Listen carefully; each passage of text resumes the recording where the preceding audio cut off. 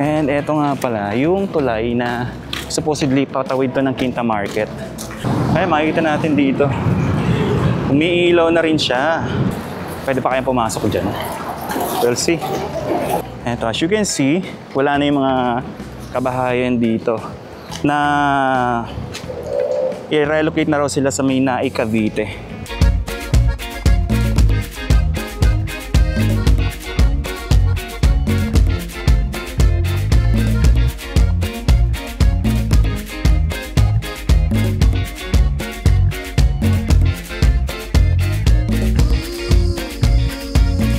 Alright, nandito ulit tayo sa Pasig River Esplanade. Mag-update ulit tayo ng pinaka-latest na kaganapan dito. Nandito tayo malapit sa Binondo Intramuros Bridge. Makikita nyo, ang daming tao ngayon. Alas 5 ng hapon. Punta tayo doon sa pinakadulo. Tingnan natin yung latest na development. Update doon sa may bandang Arroceros Park. Okay, so daan tayo rito. And punta tayo doon sa may bandang malapit doon sa may Intramuros. Ang daming tao ngayon dito.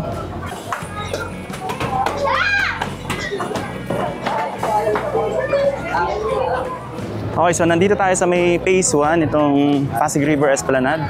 Ito yung kauna-unahang natapos na project dito sa may Pasig River Esplanade. Itong phase 1.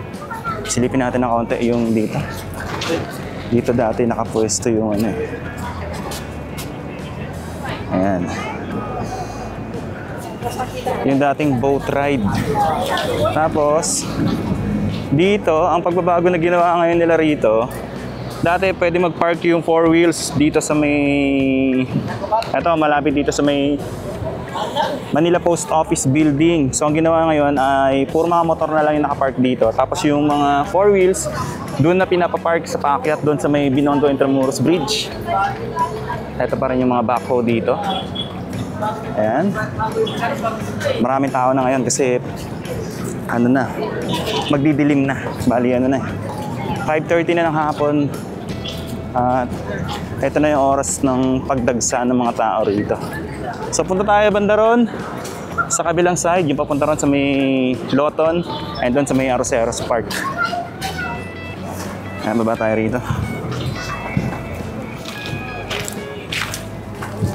So wala akong madadaanan banda ron. Kung doon ako dadaan, ang gagawin ko, dito ako dadaan sa kabila. So tatawid ako dyan sa may highway. Tignan nyo kung gaano karaming tao yung pumupunta ngayon dito sa Esplanade. Kaya nahaba ng pila ng mga tao na namamasyal dito. Sana hindi umulan para mas marami pa rin yung tao na makakalibot dito. So ito yung ibaba. Ayan, makikita natin. May pailaw na rin pala yung baluster doon. Banda rito. Ay, makikita natin dito. Umiilaw na rin siya. Ayun, oh.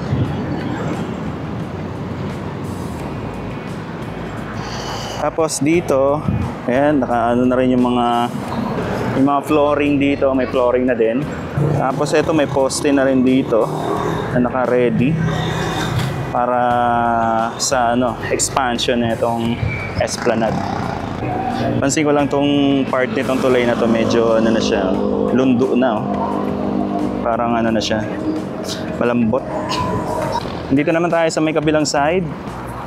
And eto na yun. Ito yung nakaraan, hindi natin makita kasi nandun tayo sa may banda ron. May bakod na dyan eh. So hindi natin makita yung pwesto. Yung sa pwesto natin, nandito nakalagay yung mga bakal na pundasyon itong gagamitin. Itong mga poste rito. Yun lang, umuulan. Mabuta pa tayo na ulan. Ay, ito mga bakal, mga sheet pile dito. Naka-ready na. Maambon, silong tayo. Yung ginagamit na pundasyon para sa Esplanade, yung ibinabaon sa may ilog. Nandito siya nakapwesto. Lakad tayo rito. And silipin natin banda ron. Sana hindi tayo abutan ng malakas sa ulan. Pwede pa kayang pumasok dyan. We'll see. Oh no. Inabutan tayo ng ulan.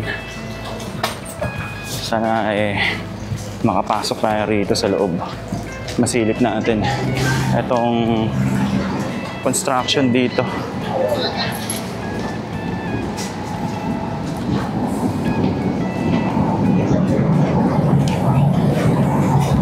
Sarado. Pwede pa pumasok dyan? Pwede pumasok? Bawal? Sarado na. Wala nang daanan doon sa Arroceros? Sarado na. Okay. Nandito tayo sa Loton, Pasig River Ferry Station. Eto, may biyahe pala dito ng mga bus. Mula dito sa Loton, papunta ng Calamba. So, dito pala yung terminal.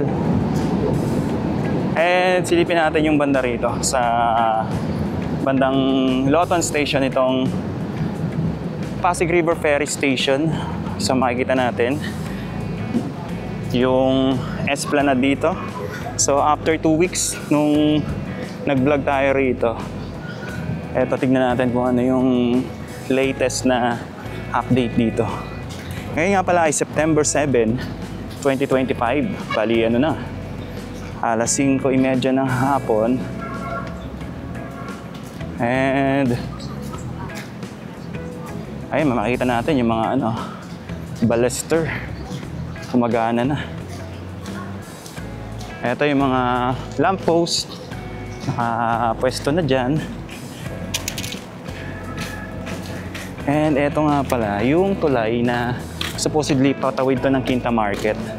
Ito last time mapunta natin dito, pa lang to bakal pa lang. Ngayon na. Okay, so ito makikita natin dito. Ito yung sa may, ito yung LRT1. Yan yung daan ng LRT1. Tapos etong nakikita nyo dito sa kaliwa, dati puro mga kabahayan to. Mga informal settlers yung nakatira dati rito. And eto, as you can see, wala na yung mga kabahayan dito na i-relocate na raw sila sa may Naik, Cavite. Yun yung information na nasagap natin. Bali parang kumbaga grupo-grupo yung pag-relocate sa kanila. So yung una, first batch, second batch, tapos third batch. Pero yung iba, hindi naman lahat sila napunta sa Naik, Cavite. Meron ding iba na napunta sa ibang relocation site. Yung iba naman, balita ko napunta lang dito, malapit lang sa around Manila, yung mga housing project dyan na dito along Manila, katulong yung local government na malipat yung mga nakatira dati rito. So makikita natin dito, ito yung mga baluster, may pailaw na rin Parang katulad na rin dun sa sa phase 1. Tapos etong dito umiilaw na rin siya. Ito yung mga lamppost dito umiilaw na rin.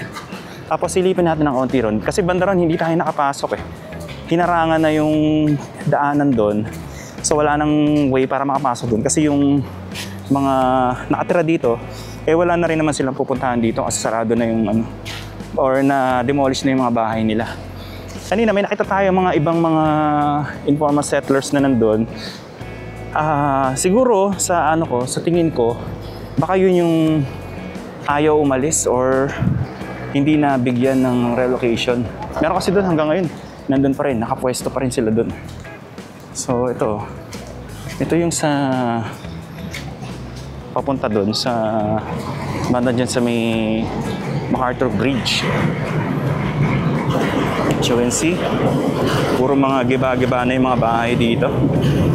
And eto yung continuation, bali tatawid yan doon sa ilalim ng MacArthur Bridge. Medyo hindi ko lang alam kung ano yung magiging disenyo dyan. Kasi yung banda rito sa may MacArthur Bridge, parang mababa siya no? Kung titignan nyo. Ayan zoom natin ng konti. Parang mababa kasi siya. Kung dyan dadaan yung Esplanade, masyadong mababa yung clearance. Ano kaya magiging nila dito? Design para hindi ganun kababa yung or baka putulin nila baka hanggang dito lang kasi makikita nyo ito mababa siya, di ba, yung poste dyan, tapos itong kinatatayuan natin mas mataas siya, so baka palis nila, baka pagiging pag ganon, tapos doon nadadaan yung parugtong, so hindi niya dediretsuhin talaga kasi tatama doon sa may MacArthur Bridge. Pwedeng dito lang, and then baka may konting daanan dyan sa gilid papunta ron sa kabilang side. So ito na ngayon yung yung mga bahay dito. Ito naman yung mga baluster. Diretso tayo ron. Ito yung mga bahay talagang na sila, na-demolish na, wala na tayong nakikita mga nakatira dito. Mamaya puntahan natin sa may kabilang side, banda ron sa may Arceros. We'll see kung ano yung magiging ron, kung ano yung update doon. Ito yung station dito. So hindi na muna to nag-ooperate sa ngayon. Etong Loton. And ito, dire-diretso na. Tapos dito lalagyan na lang ng baluster. Sayang to itong bridge. Kasi ito daw ay national government project. So natenga siya sa ngayon. Patawid na sana to ng Quinta Market. Ito may Loton Station. Okay, so eto na, papunta na to ng Arceros Park.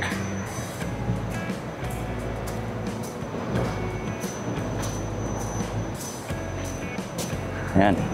Ito, naka-ready na yung mga baluster dito. Bali, na, pinatutuyo na lang. And inaayos na lang. Ayan, makikita natin, may mga workers pa rin na gumagawa ngayon. Bawal doon. Okay. So, ito, tingnan natin dito. Ayan, nakaayos na rin yung baluster. Ito, tingin ko part na to ng siguro. O hindi, baka magkakaroon ng view deck dito. Pwede, no? Baka ganun yung design, no? We'll see. Tingnan natin. In the future.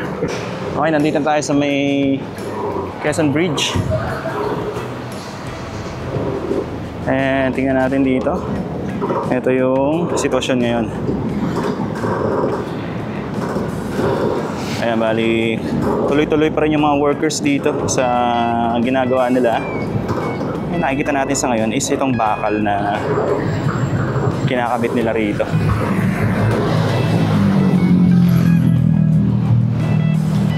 Ayan.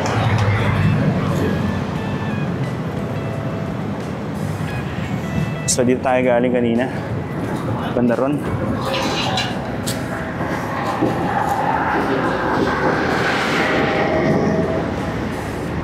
Ito yung view kapag nandito tayo sa may Quezon Bridge. So makikita natin, kahit alas 6 ng hapon, may gumagawa pa rin dito. Dire-diretso yung construction. Ito nakikita natin, bakal yung nila, inaayos nila, ina-assemble nila rito. Okay, so nandito naman tayo sa may kabilang side nitong Quezon Bridge. And ito yung sa ilalim ng Quezon Bridge. Makikita natin na may na rin, may concrete na din. Tapos dito may concrete na rin. Yung last time na pagpunta natin dito, hindi pa buo to metal pa lang yung yung flooring. Ngayon may concrete na rin Tsaka naka na rin, naka pwesto na rin yung mga baluster. Kahit pala ganitong oras may mga gumagawa pa rin dito. So banda ron, parang pinakadulo nitong Arceros Park, na lagyan na rin nila ng mga poste or na baunan na nila ng poste. Ito maganda ngayon dito, umiilaw na yung ano, yung mismong baluster nitong Esplanade.